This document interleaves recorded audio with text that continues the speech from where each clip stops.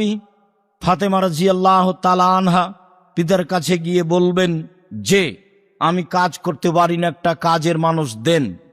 বাড়িতে ছিলেন না।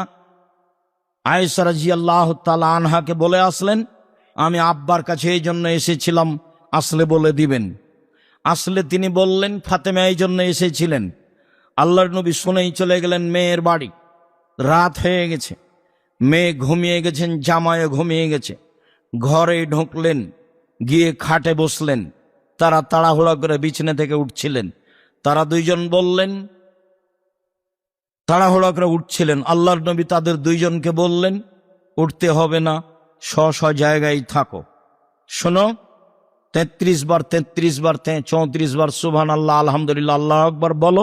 33 করে সুবহানাল্লাহ আলহামদুলিল্লাহ আল্লাহু আকবার বলো। বাস বলে চলে গেলেন। মানে কি কাজের লোক হয়ে গেল? কাজের লোক চাইতে গেছেন। আল্লাহ রাসূল বললেন এইটা দাবি একটা, কর্ম আরেকটা। তার মানে এই দাবিতে ওইটা পূর্ণ হবে। মুসা আলাইহিস সালামকে বললেন এগুলো করো, বাকিটা ঠিক হয়ে যাবে, তুমি এইগুলো দিয়ে সফল হতে পারবে। তার কাছে যুদ্ধ বিমান আছে, অস্ত্র আছে। খালি হাতে চলে গেছেন। খালি হাতে গিয়ে বলছেন যে বনী ইসরায়েলকে ছেড়ে দিতে হবে। তখনও বলছে, কে তুমি? তুমি কি শিশুকালে আমার কাছে লালন পালন হওনি? তুমি কি বহু বছর আমার মাঝে থাকোনি? তুমি তোমার কর্ম করেছ, যা করেছ তা করেছ। এক থাপ্পড়ে মানুষ মেরেছ, তুমি বড় অকৃতজ্ঞ। এক মুখে ফেরাউন এই কথা বলল। মুসা আলাইহিস সালাম বললেন, জি, আমি যা করেছি তা করেছি। আমি তখন ভুল পথে ছিলাম। আমি তোমার হত্যার ভয়ে দেশ ছেড়েছি।